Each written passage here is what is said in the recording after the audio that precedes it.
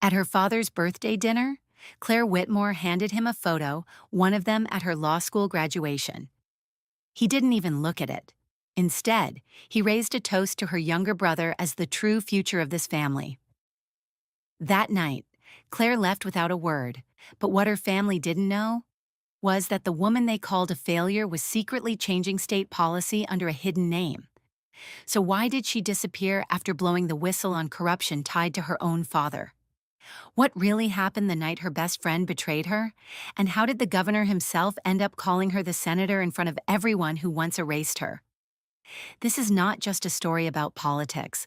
It's about silence, survival, and what it takes to be heard when the world and your own family wants you erased. If you've ever been underestimated, this story is for you.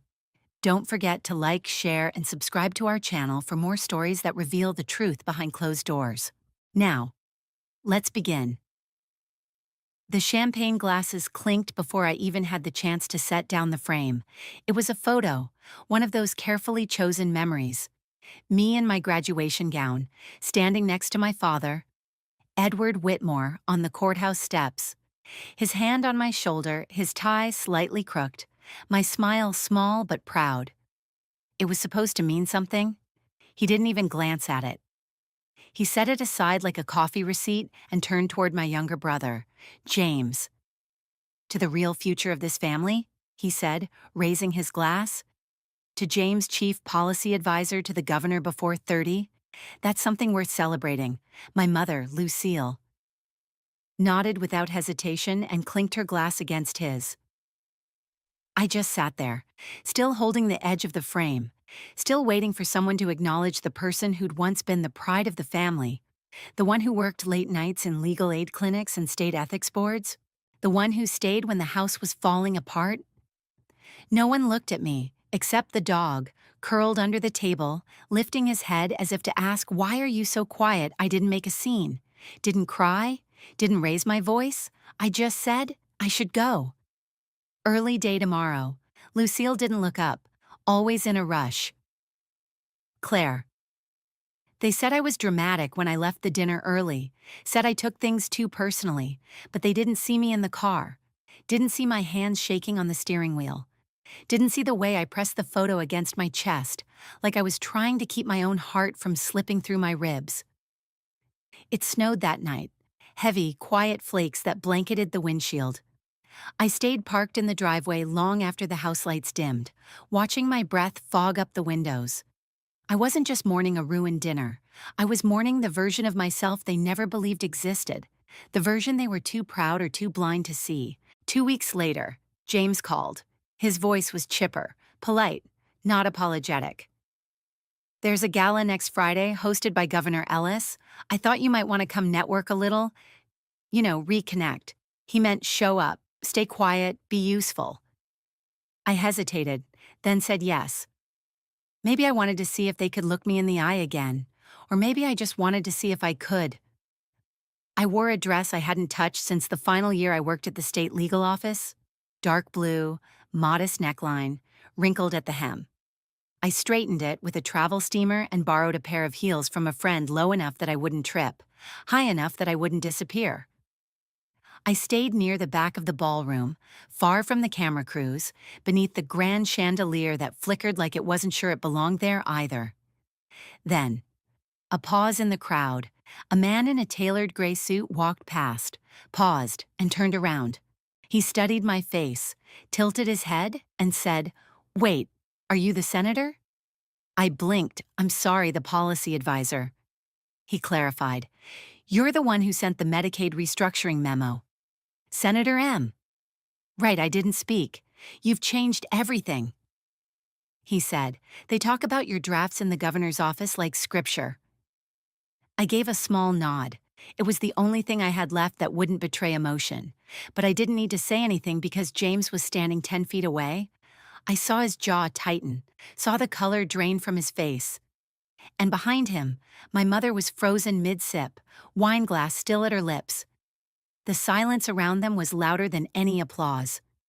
For once, I wasn't invisible. I wasn't the cautionary tale. I wasn't the sister who burned bridges. I was the name they had whispered behind closed doors.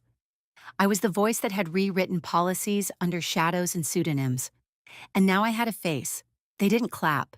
They didn't smile. But they didn't look away. And in that moment, their silence finally meant something. You'd think being noticed finally would feel like vindication. It didn't. It felt like standing in the eye of a storm, watching the debris gather in the corners of the room, waiting to see which piece would cut first. The morning after the gala, I woke up to 27 emails, none from James, none from my mother. But 3 were from anonymous reporters asking if I was available for comment. A source confirms you're the anonymous policy contributor for the governor's Medicaid reform bill.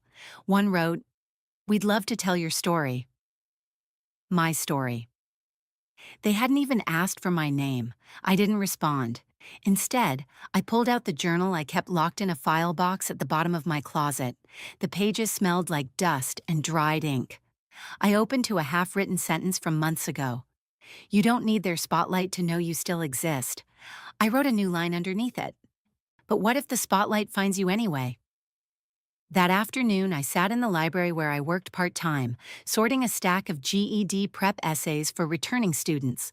The heating vent rattled like it had a cold, and the window kept fogging up. It was ordinary, it was safe, until the internet caught up with me. Someone, probably Sarah Duncan, dug up an old press photo from my days at the state legal office. I looked tired, holding a stack of reports in one hand and a coffee in the other. Standing just outside the courthouse steps, it hit the news cycle within hours. Scandalized attorney behind Senator M identity whistleblower or manipulator meet Claire Whitmore. Governor's policy reformer has a past. And just like that, I wasn't a contributor. I wasn't an anonymous policy force. I was a scandal with a face again. Years ago, when I first filed the internal corruption report that sparked my exile, the headlines had been just as loud but colder. Daughter of judge caught fabricating evidence that one hurt the most. It used a question mark like a shield. Even now, I could still hear my father's voice during the interview he gave afterward. "We raise our children with values," he'd said, "but some lose their way." He never said my name. He didn't need to. Lucille didn't defend me either. She just pressed her silverware a little too hard into her steak that night and whispered, "Don't expect to live under this roof if you can't protect this family's name." James hadn't said anything. Not then, not ever. That night, I packed 2 duffel bags and left Des Moines without saying goodbye. I changed my name on every document that mattered. Started over as Claire Monroe, the woman who taught writing at the Glenridge Community Library and didn't talk about her past. I thought I was safe here, invisible, but fame, even the anonymous kind, leaves footprints. After the article surfaced, the whispers started in town. At the grocery store, someone muttered, "Did you see her on TV at the cafe? I thought she was just a volunteer or something." And worst of all, at the library front desk. My manager leaned in and said, "If this gets political, Claire, we might need to have a conversation about optics." Optics. As if helping draft legislation to protect people from dying in poverty was a bad look. I went home that evening and stared at my reflection in the mirror for a long time. Not to fix anything, not to critique. Just to ask a quiet question: do they still define you? I didn't answer. I didn't know how. Instead, I opened my laptop, clicked on the latest news video playing on mute, and watched the loop of my old photo fade in and out of the frame. Then I opened my journal and wrote, "They buried me once," with a headline. This time, I'll write my own. Glenridge didn't ask questions. That was the first mercy. It was the kind of town where people noticed your face, not your past. Where the cashier might learn your name after 6 months, but no one ever asked what you did before. They just handed you your receipt, nodded, and moved on. It was exactly what I needed. When I arrived here 3 years ago, I told the landlord my name was Claire Monroe. Monroe, like my grandmother, the only person in my family who ever listened without needing me to prove something. He didn't ask for more, just pointed upstairs to a narrow apartment above a dusty used bookstore that smelled like cedar and old dreams. That first winter was brutal. The heat worked when it felt like it. The walls creaked like they were remembering something painful, but it was mine. And for once, I didn't owe anyone anything for being allowed to stay. I started volunteering at the community library that spring. No big job titles, no courtroom pressure, just books, quiet conversations, and a writing class for adults who dropped out of school somewhere between trauma and survival. They didn't need a senator. They just needed someone to read their essays without judgment. And I needed to listen to stories that weren't mine. One man, Jorge, wrote about sleeping in his car while holding a part-time job at the bakery down the road. Another, a mother named Rena, wrote about her fear that her son wouldn't live to see 21 because he asked too many questions in class. They wrote in fragments, in lists, in broken English, in truth, and every night. I went home and whispered to the ceiling, "This matters, even if no one sees it. This matters." That's what kept me going. But it was also what made the next choice inevitable. It happened on a Tuesday, late afternoon. I was sorting returned books when I overheard two city councilmen at the front of the library, chatting like they didn't realize sound carried. They're trying to gut the re-entry funding again, cut it entirely. Let them, those programs don't fix anything. I froze. They were talking about the only program in town that helped recently released inmates rebuild their lives. I knew 3 of my students were relying on that money just to pay rent and stay enrolled. I waited until they left, then I went home, made tea, and pulled out my laptop. Not to complain. To write, I spent the whole night drafting a policy rebuttal clean, sharp, evidence-based. Every sentence backed with studies, human stories, legal precedent. I signed it under the name Midwestern Justice Voice, a fake nonprofit I'd created for moments like this. I sent it to the State Policy Review Board through a quiet submission channel I still had access to. I didn't expect anything, but 3 days later, the bill was quietly pulled from the docket pending further study. There was no thank you, no recognition, just silence, and it felt like peace. I wrote one sentence in my notebook that night: "I'm not allowed to show up, but I can leave footprints." It became my mantra. Within months, I was secretly reviewing policy drafts for grassroots organizers across the state, cleaning up language, citing stronger case law, cutting through political fog, all anonymously, all under that same nonprofit pseudonym. People started calling me CM, the senator in shadow, the one who didn't want the podium, just the impact. I found rhythm again. By day, I taught students how to write a thesis sentence. By night, I rewrote legislation that could help them survive outside those walls, but even in the quiet, something stirred, a hunger, not for glory, but to be seen not as a threat, not as a mistake, but as someone who still mattered. And just when I thought I'd buried that part of me for good, someone showed up who saw more than I was ready to admit. His name was Eli Barnes.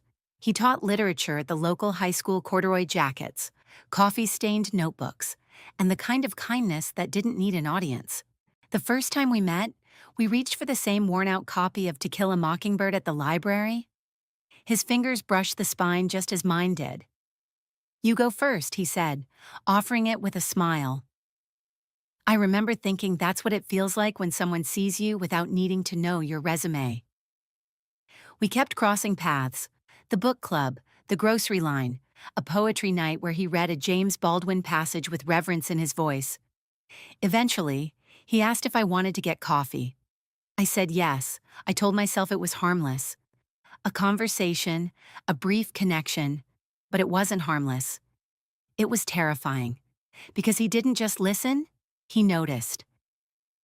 When I paused too long in a sentence, he gently asked, "Are you okay?" When I wore the same coat every day, he offered a compliment instead of a question. And when I spoke about justice, not politics, not policy, but justice, his eyes softened in that quiet, undemanding way that made me want to stay longer than I should. We never talked about the past. I let him believe I was a former English teacher who preferred silence to spotlight. That was partly true, but not entirely. One night, after dinner at his place, simple pasta, overcooked garlic bread, 2 glasses of cheap wine, we sat at his kitchen table going over reading material for his students. He asked me to help him rewrite a lesson plan on persuasive writing. I did. It was easy, automatic.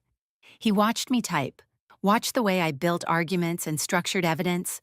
Then he asked, slowly, "Have you ever done speechwriting before?" I froze, laughed too quickly, maybe a little, in another life. He didn't press, but I saw it, that flicker of quiet curiosity, like he was building a puzzle he wasn't sure he wanted to solve. Days passed. We slipped into a rhythm, late-night walks, mugs of tea, shared pages marked with red ink and hopeful questions. I didn't tell him who I was. I couldn't. Because if I said it out loud, Claire Whitmore, disgraced attorney, policy ghostwriter, political liability, then I'd have to watch his expression change. I'd have to watch him look at me the way everyone else eventually did. And I wasn't ready. Then it happened. One afternoon at the library, I left a stack of papers on my desk, draft notes for a new education reform letter I was editing under the CM pseudonym. Eli stopped by to drop off a donation for my adult literacy class. He leaned over the papers, curious. This structure," he said, gently lifting the top page. "It's identical to that op-ed that ran last week in the Midwestern Policy Review." Same rhythm, same phrasing. I didn't respond. He looked up. "Claire, did you write this?" I should have said yes. Instead, I smiled too quickly. "Not really. I just help out. Language polishing." He stared at me for a long second. Then he nodded. Not in agreement, just in understanding. A quiet line had been drawn. He didn't call me out, didn't confront me. But something in the air shifted. After that, our conversation stayed gentle but shallower. He didn't stop caring, but he stopped leaning in. That night, I opened my journal. I teach people to write the truth, but I still whisper mine behind locked doors. The next week, I passed his classroom on my way to the library. He didn't wave, just looked up for a moment and nodded. That small motion hurt more than any headline ever did, because he wasn't angry. He was disappointed, and I knew I couldn't keep living between versions of myself forever. It had been 2 weeks since the conversation that wasn't a conversation. Since Eli read between the lines I'd left too close to the surface. He hadn't asked again, hadn't pressed, but the space between us widened quietly, painfully, like two boats drifting just far enough apart that the rope can no longer reach. I tried to move on, tried to lose myself in the routine, morning coffee, lesson planning, editing advocacy drafts at night under dim lamplight. But everything I touched now carried a quiet ache, like my fingerprints couldn't settle without remembering the warmth of his hand beside mine. I told myself it didn't matter, that it was better this way, but I still checked my phone more than I used to. Still paused outside his classroom, hoping to hear his voice through the door. It wasn't guilt that gnawed at me, it was loss, not of what we had, but of what could have been had I just let the truth breathe. Then came the town forum, a small gathering at just 20 or 30 folding chairs in the back of City Hall. The topic was parole reform, something Glenridge desperately needed. I sat in the back row, arms crossed, jaw clenched, listening to a well-meaning councilwoman butcher the statistics and frame trauma survivors as rehabilitation risks. I didn't speak, I didn't raise my hand, but I felt my blood hum. When it ended, Eli walked beside me into the cold night. We hadn't spoken in days. I expected silence. But as we reached the corner near the bus stop, he stopped walking. "Claire." He said my real name, not the one I gave Glenridge. I turned slowly. His voice was soft, steady. "I love you." I didn't breathe. He stepped closer, eyes not accusing, just tired. "But I can't build a future on a foundation I don't understand. You don't trust me enough to be honest with me. And maybe that means you don't trust yourself yet either." I opened my mouth, but nothing came out. I wasn't ready to say, I was once a daughter someone disowned on television. I was a headline. I was a warning label. I was someone who signed her name to truth and got punished for it. I wanted to explain that love felt like a luxury I hadn't earned. But I stood there, mute. And when I got home that night, there was a letter waiting on the kitchen table, his handwriting. Careful, and even I don't need perfection. But I do need the truth. I believe in second chances. Just not when someone refuses to take the first. The next morning, he was gone. From my life, from our rhythm, from that space I had begun to believe might finally be home. I didn't cry? Not then. I just sat down at my desk, opened my journal, and wrote, "I fight for justice. I rewrite laws, but if I can't tell the truth to someone who saw me as whole, does any of it matter?" That was the crack. Not the media, not the headlines, not the threats. Him, Eli. Because he hadn't seen a version of me. He had seen me, and I let that slip away. I never meant to go to the gala. The invitation had arrived folded in a hand-delivered envelope with no return address. Just 6 words printed in elegant serif font, "Your words moved policy. Join us." There was no name attached, no RSVP. I kept it on my desk for 2 days. I wasn't ready to be seen, not in full light, not after Eli, not after silence had become my second skin again, but something about the invitation gnawed at me, not because it flattered me, because it didn't ask for my name. It honored what I did, not who I used to be. That was rare. So I went, not to be celebrated, to be clear, to reclaim something. I wore a black evening gown I'd found in a secondhand boutique 2 years earlier. High neckline, long sleeves, simple. I added a thin pearl bracelet and one thing I hadn't worn since Des Moines red lipstick. It wasn't armor, it was a declaration. I walked into the landmark hotel under chandeliers that looked like falling constellations.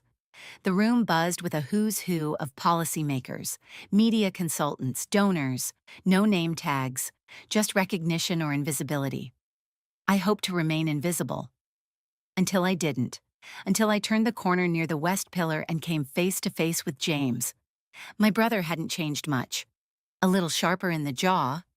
Maybe. His suit more tailored than it used to be, but the storm-colored eyes were the same. He glanced at me briefly, then blinked. "Sorry, Miss Media Lounge is that way." I gave a faint smile. "Thank you." He tilted his head. "You look familiar, like someone I used to know." I walked away before he could place me. But Sarah Duncan didn't need time. She saw me from across the ballroom, emerald dress, calculating smirk, a woman who made revenge look like elegance. She leaned toward Governor Ellis, whispering behind her glass like it was gossip, not a warning. "See that woman near the West Pillar? I think she's Senator M. And I think it's Claire Whitmore." The governor glanced my way. Curious, unassuming. He approached, calmly, casually, like this was just another donor interaction. "Senator M," he said, holding a glass of water instead of wine. "I've read your work." I nodded. "Your staff has been generous with their response time." He squinted slightly. "Your phrasing reminds me of something. A legal memo from years ago. Something about how a policy that punishes illness rewards indifference." I didn't blink. "Tell me," he asked, almost gently. "What's your real name?" 5 seconds passed, then I said it. "Claire Whitmore." His face didn't fall. It lifted. "You're that Claire Whitmore, just loud enough for the nearest dozen people to hear?" And then, quietly, reverently, "You're the senator." The silence that followed was not awkward. It was seismic. Sarah paled. James froze. Somewhere behind me, I heard a glass shatter. I took a single step forward. "Yeah," I said. "I never stopped fighting. I just didn't need a family name to do it. I didn't stay much longer, didn't wait for applause or confrontation, but when I stepped outside, into the chilled night air, I knew nothing would be quiet again." By morning, I was everywhere. News segments, social posts, comment threads. My name wasn't just back. It was dissected, distorted, dressed up like a threat. Senator M, unmasked, disgraced lawyer, resurfaces as policy puppet.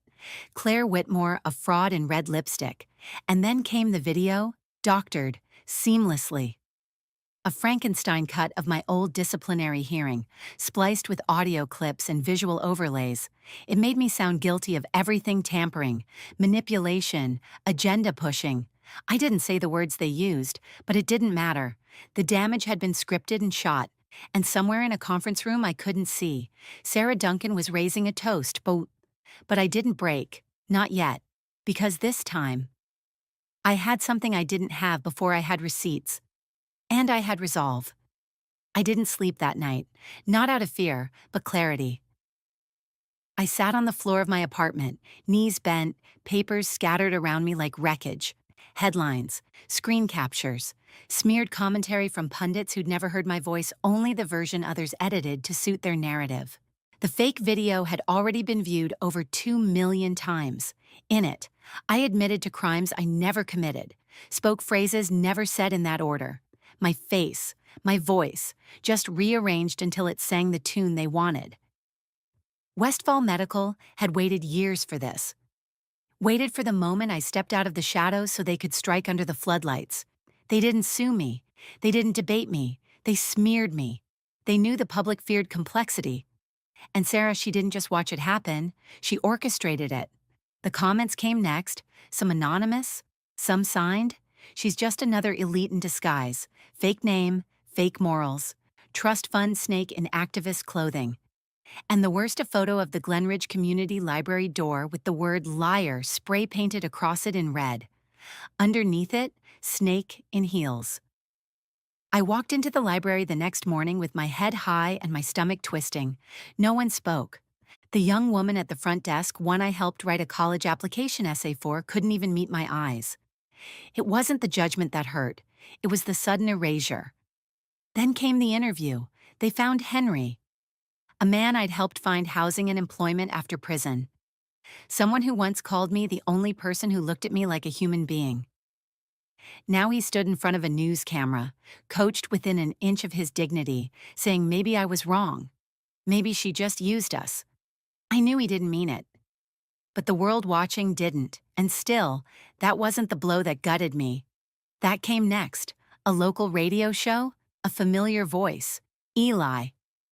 They asked him what he thought of the scandal. What it felt like to find out the woman you were dating was secretly crafting state legislation under a fake name. He didn't yell, didn't accuse. He simply said, maybe I was just part of her strategy. Maybe I was the small-town credibility she needed. I sat in my car, parked outside the bookstore, and listened to the radio signal fade in and out like breath. Then I turned the key and let the silence settle in. Not grief, not yet, just our weight, crushing and cold. I didn't eat dinner. I didn't turn on the lights. But I opened my journal and wrote, if justice has to survive in hiding, is it still justice the next morning? I found a letter in my mailbox, real paper, slanted handwriting, no return address. It began, Ms. Whitmore, you were the only one who didn't look at me like I was trash. Because of you, my daughter calls me dad again. I haven't missed a paycheck in 6 months. Please don't give up on the rest of us. Malik, I didn't cry. Not right away. I just sat on the front steps with that letter in my lap and let the wind move around me like something ancient and forgiving. Then I stood up, went inside, opened my laptop, and sent one sentence to my lawyer: I want to sue Westfall Medical. And I'm not interested in a settlement. The community center's windows were still cracked from the vandalism. I left them that way on purpose. Let the damage show. Let people see the harm they tried to make me hide. When we announced the press conference, I expected silence or mockery. What we got was a crowd: journalists, advocates, students, skeptics, former inmates, single mothers, teachers, people who'd once read my words and never knew the name behind them. I stepped up to the podium without a teleprompter. No notes, just the truth. My name is Claire Whitmore, I said, and I am the state senator you never saw. I watched phones lift, cameras blink, hands freeze over keyboards. I was silenced so the guilty could thrive, but not anymore. I laid it all out: the documents, the financial trails, the altered videos, the dark money funneled through Westfall into the campaigns of people who promised to dismantle the policies I wrote to protect the vulnerable. I didn't scream. I didn't shake. I simply spoke, and when I was done, I looked straight into the camera and said, The truth doesn't protect itself. It needs a voice, and today that voice is mine. The crowd didn't erupt, not right away, but they listened, and then they shared, within hours.